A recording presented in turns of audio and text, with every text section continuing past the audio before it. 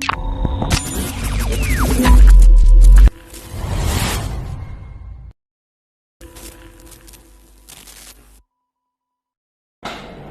warahmatullahi wabarakatuh. Halo sahabat BNP Aceh, apa kabar nih? Berjumpa lagi ya, senang sekali tentunya bersama saya Alma Alvenita, tentunya di podcast BNN Provinsi Aceh. Nah pemirsa, kali ini kita tidak berada di ruang ekspresi podcast biasanya nih, tapi kita langsung berada di gedung Dewan Perwakilan Rakyat di Aceh tentunya. Nah kali ini bintang tamu kita yaitu ada dari Komisi 1 DPRA, yaitu Bapak Tengku Muhammad Yunus. Nah, oh ya nih pemirsa, sebelumnya kita sudah tidak menggunakan masker ya, tapi kita sudah melakukan upaya protokol kesehatan sebelum melakukan penyuntikan ini. Nah, langsung aja nih, karena saya sudah berada langsung bersama Bapaknya, langsung aja kita sapa. Assalamualaikum Bapak. Waalaikumsalam warahmatullahi wabarakatuh. Gimana Pak kabarnya? Alhamdulillah baik. Alhamdulillah sehat ya Pak. Ya. Alhamdulillah luar biasa. Nah Bapak, karena saya sedang berada di Komisi 1 DPRA ya, dan itu merupakan bagian dari tugas Bapak juga. Ya. Nah jadi kan karena Komisi 1 ini kan membidangi politik, Ya, hukum juga, keamanan tentunya kan, Ya, tentunya berkaitan juga dengan BNN ya. ya. Nah kira-kira apa saja nih Pak peran DPRA khususnya Ya. Komisi 1 juga dalam Ya. melakukan pencegahan terhadap yang membidangi narkoba? Ya. Yang pertama sekali terima kasih atas waktunya yang telah mengunjungi kami Komisi 1 kepada BNN yang sangat luar biasa. Iya. Jadi sebenarnya kami di DPRA selalu menyuarakan supaya pemerintah ini lebih memperhatikan kepada pemberantasan narkoba. Dan kita harus mempunyai pemikiran yang mana bahwa sebagaimana disampaikan oleh kawan-kawan tadi, lebih bahaya narkoba daripada corona. Iya. Lebih bahaya narkoba daripada corona. Ini harus kita camkan itu. Karena efeknya luar Efek biasa. daripada narkoba tersebut, kalau corona, COVID itu kan paling-paling kan menyerang pribadi. Iya benar. Tapi kalau memang narkoba ini, Semuanya. semua siapapun kalau memang sudah tersentuh itu dengan narkoba, dia akan merusak segala-segalanya. Nah, dalam hal ini kita di DPRA selalu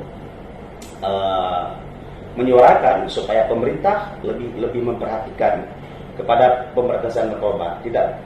Tidak melulu kita harus memang membangun parit, harus membangun jalan, harus membangun visi segala macam, sedangkan masalah narkoba kita abaikan. Jadi harapan kami dari DPRA ke depannya, pemerintah ini harus menampakkan apa yang telah diperbuat oleh pemerintah ini untuk memberantas narkoba. Mungkin begitu. Kira-kira apa saja tuh Pak yang sudah dilakukan? Saya pribadi kan, kami di DPR ini kan cuma mengusul, mengawas, menganggarkan. Kemarin itu saya pribadi di pokir saya itu, saya sempat memasukkan ada beberapa item ada beberapa kegiatan tentang masalah sosial narkoba di tingkat pendidikan SMP SMA. Cuman sayangnya nggak masuk.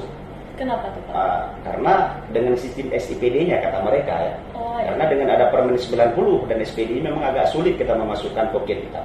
Nah, walaupun begitu, di pembahasan anggaran 21 ke 22 seandainya jadi, saya tetap akan memasukkan kembali tentang pemberantasan narkoba. Karena saya pribadi ini sangat benci narkoba. Gitu. Luar biasa. Berarti Bapak juga sangat ini ya benci sama orang yang menggunakan narkoba, karena efeknya juga sangat buruk ya Pak ya. Nggak hanya untuk pribadi, juga ke seluruh masyarakat. Karena merusak agama dan negara lah. Iya. Agama dan negara. Gitu. Oh ya Pak, ini terkait regulasi yang Kanun nomor 8 tahun 2018 ini kan ada yang namanya fasilitas P4GM ya. Kira-kira implementasinya apa Pak dari DPR? Sebenarnya kan begini, kalau kita bicara masalah kanun, tugas DPR itu kan cuma memproduksi kanun. Adapun implementasinya itu di pemerintahnya. Cukup banyak malah, ini maaf, bukan cuma kanun nomor 8 2014 itu yang tidak ada solusinya. Ada juga banyak kanun. Kalau bicara kita tentang kanun, ada kanun tentang TKA-nya, tentang tenaga kerja asing. Tapi sampai sekarang kan nggak ada implementasinya. Kenapa? Baru berlakunya kanun tersebut dengan keluarnya Pergub. Tapi seandainya Pergub itu tidak keluar, kanun itu tidak ada rohnya. Nah, dalam hal ini juga kita meminta pemerintah Aceh supaya lebih serius tentang menjalankan kanun-kanun yang telah diproduksi oleh DPRA. Itu harapan kita. Berarti lebih mengajak ya? Iya. Ya Pak, saya penasaran juga terkait dana aspirasi ya, atau dana pokir. Iya. Khususnya kan kita dari BNN itu ada yang namanya Desa Bersinar juga, Iya. seperti yang sudah disampaikan Iya. oleh Bapak sebelumnya. Kira-kira apakah kegiatan dana aspirasi ini kira-kira sudah diarahkan gitu? Ada diarahkan tidak? Saya pribadi kan kurang tahu, jadi kita bicara belak-belakan aja. Jadi jangan yang tidak tahu kita sampaikan gitu. Nah, makanya sehari ini merasa terhormat dengan adanya kunjungan BNN. Berarti kita tahu apa saja program BNN. Karena kan kami di Komisi 1 ini lebih mengarah kepada hukum politik dan pemerintahan. Nah, jadi mungkin BNN di sini kalau memang di DPR ini lebih ranahnya kepada Komisi 5 kalau nggak salah saya. Tapi kalau bicara dengan pemerintahan, hukum dan politik juga BNN ini bagian daripada kami di Komisi 1. Nah, makanya hari ini dengan ada kunjungan BNN, kami kan lebih terbuka lagi. Oh, ini berarti di BNN itu ada pencegahan, ada pemberantasan, ada rehab segala macam. Nah, dalam hal ini kami terima kasih dan insya Allah mungkin ke depan kita akan lebih membangun kerjasama yang baik dengan BNN, khususnya di Komisi 1 begitu. Itu juga terkait pendidikan semua, rehabilitasi. Iya, iya. Iya. Bapak ikut serta membantu. Boleh, saya ikut. Jadi makanya tadi ketika kita bicara di ruang, kita lebih banyak kepada meminta saran dari kawan-kawan DPR kita di Komisi itu kepada pencegahan. Jadi ada beberapa macam yang bisa kita lakukan dengan pencegahan. Dengan kita melibatkan dinas daya, dinas pendidikan, dinas sosial, dan dinas syariah Islam. Nah, bisa.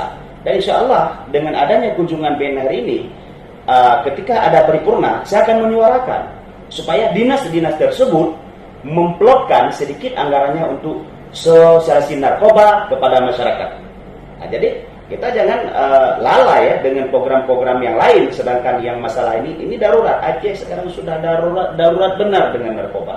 Tidak ada kampung, tidak ada keluarga yang belum masuk narkoba. Sangat mengiriskan. Begitu. Kira-kira apa nih Pak pesan-pesan yang ingin Bapak sampaikan kepada teman-teman sahabat di sana, dan khususnya juga Bapak sebagai dari pemerintahan kepada masyarakat yang ada? Iya. Terima kasih yang pertama untuk BNN ya. Yang pertama untuk BNN supaya jangan bosan-bosan, jangan merasa lelah karena ini ibadah. Ya. Karena ini ibadah, apa yang kita lakukan ini ibadah. Yang penting kita harus ikhlas. Karena untuk mencegah kemungkaran itu namanya ibadah. Yang kedua, kami menghimbau kepada saudara-saudara kami, masyarakat kami, khususnya kepada orang tua, karena asal muasalnya semua di situ. Dari didikan. Karena maaf, kita mengulangi lagi, ayat Allah pun yang paling keras dalam Al-Quran dalam menegur itu tidak banyak, cuma satu. Seandainya kita pahami ayat tersebut, mungkin kita nggak perlu mendengar ceramah ini, ceramah itu, dakwah ini, dakwah itu. Kita pahami aja. Ya ayyuhalladzina amanu qu anfusakum wa ahlikum nara. Wahai orang-orang yang beriman, jagalah diri kamu dan keluargamu dari api neraka. Maknanya esok hari itu ketika kita berhadap dengan Allah Subhanahu wa taala, yang pertama sekali ditanyakan itu kedua orang tua, bukan BNN-nya, bukan ustadznya, bukan dinasnya, tapi orang tua. Ya ladzina amanu qu anfusakum, jagalah diri kamu dan keluargamu dari api neraka. Jadi permasalahan semua ini di keluarga. Kadang-kadang orang tua sekarang ini sering mengabaikan, sehingga terjadi pergaulan bebas. Dan menurut kita orang Islam, kita sama-sama tahu yang mana bahwa Yahudi ini tidak akan diam sebelum Islam ini rusak. Yahudi itu membuat pola cara supaya Islam ini rusak dengan 5 cara. Yang pertama, dengan sosial budaya diubah. Yang kedua dengan cara berpakaian. Yang ketiga dengan media massa. Yang keempat dengan pergaulan. Dan yang kelima dengan budaya. Jadi mereka tidak akan diam selama ini tidak rusak. Nah, kembali kepada dasar. Kenapa kita harus menjaga keluarga supaya tidak rusak? Karena rahmat, nikmat Allah yang paling besar dalam kehidupan kita ini itu akal. Ketika Rasulullah mau wafat, ada beberapa amanah, di antaranya yang diwasiatkan hifdzul aqli. pelihara akal, kamu akan bahagia. Kalau kamu tidak memelihara akal, kamu akan celaka. Nah, dalam hal ini kita kembali, sekali lagi saran saya kepada kedua orang tua, wahai bapak-bapak, wahai ibu-ibu, sayangilah. Tidak ada orang tua yang tidak sayang sama anak. Karena anak itu anugerah Allah. Anak itu rahmat dari Allah. Anak itu nikmat dari Allah. Kita berkeluarga pun tujuan kita untuk mempunyai keturunan, untuk mempunyai anak.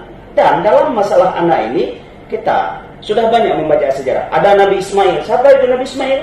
Anaknya Nabi Ibrahim. Dia mendapat anak yang soleh. Allahu Rabbi habli minas solihin.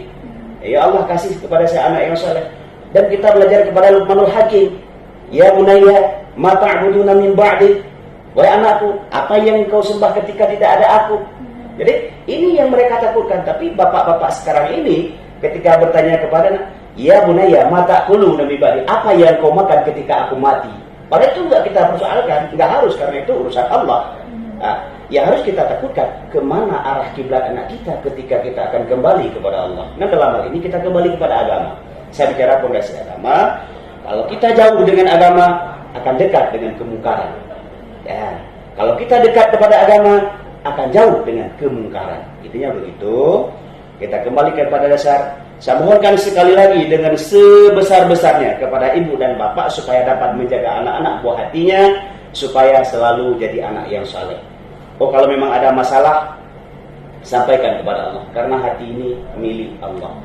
Nah, karena ada satu daging, setumpuk daging dalam tubuh manusia itu bisa membuat seseorang baik dan juga bisa membuat seseorang jahat. Apa itu? Hati.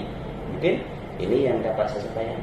Masya Allah, saya terpana nih dengan pembicaraan oleh Bapak Tentu Yunus ini.